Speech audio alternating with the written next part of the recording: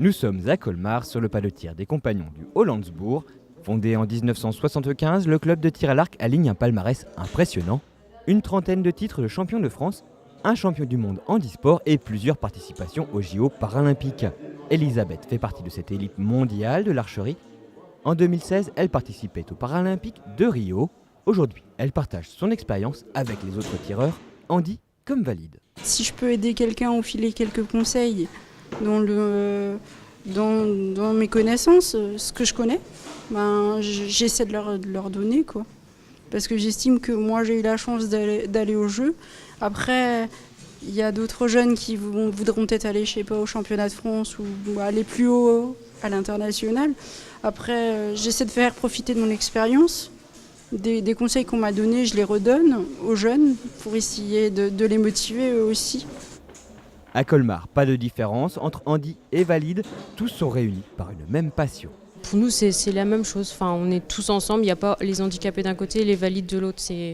On est ensemble. Quand je vois Elisabeth ou Philippe, j'ai beaucoup appris avec eux. Enfin, ils m'ont donné des conseils pour progresser et tout. Enfin, c'est génial. On en apprend tous les jours avec eux. Quand on voit leur expérience, qu'ils ont fait, leur parcours et tout, c'est ouf.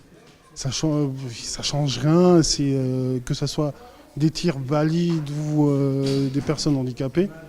Ça favorise une cohésion.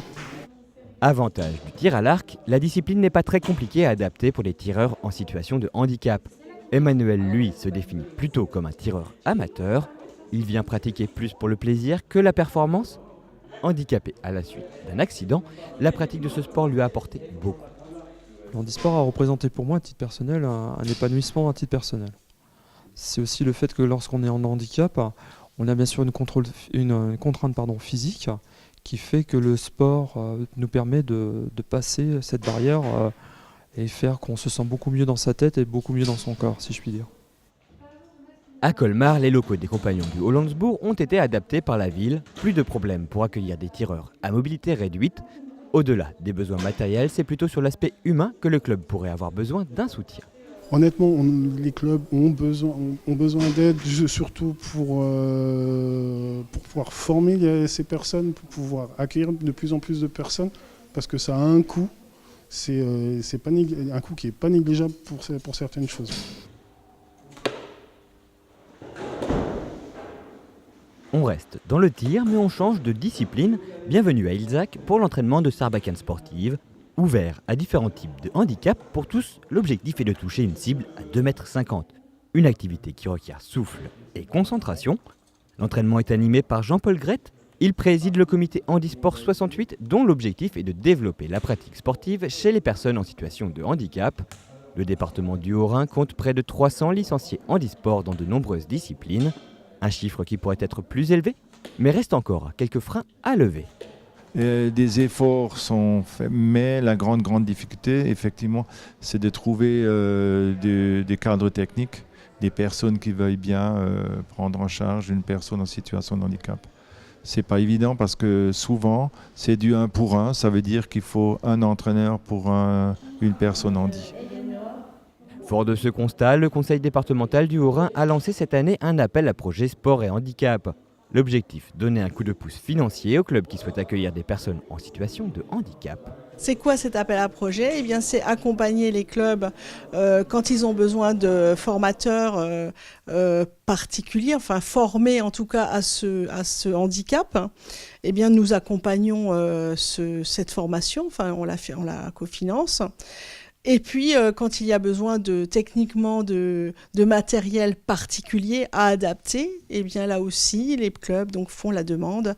Et d'ailleurs, l'appel à projet est terminé. Elle s'est arrêtée le 14 mai. Mais il n'empêche que les demandes peuvent encore venir pour l'année prochaine, puisque nous continuerons sans doute au vu de la démarche des clubs. On a eu une dizaine de demandes déjà. Donc, malgré le timing très court, on a eu des réponses, ça veut dire qu'il y a vraiment un besoin dans notre département et c'est le choix de la présidente et de l'Assemblée que d'accompagner ce public plus fragile.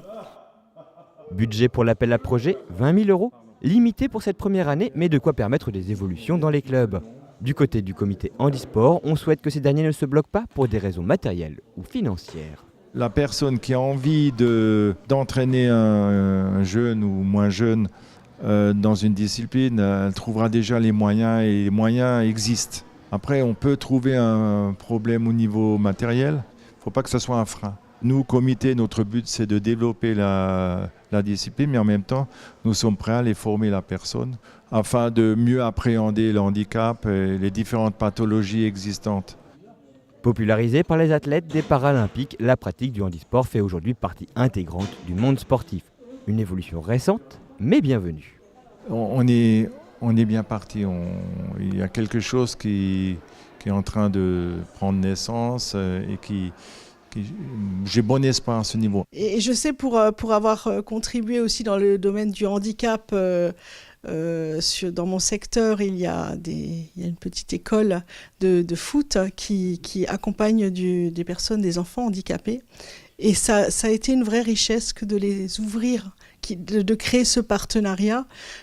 C'est vraiment très important, à la fois pour les familles, à la fois pour les jeunes et à la fois pour les clubs qui accueillent. Donc c'est gagnant-gagnant. Si aujourd'hui les clubs sportifs semblent plus que jamais prêts à accueillir des sportifs handi, restent d'autres aspects sur lesquels travailler. Les transports adaptés, l'information des familles et des personnes elles-mêmes.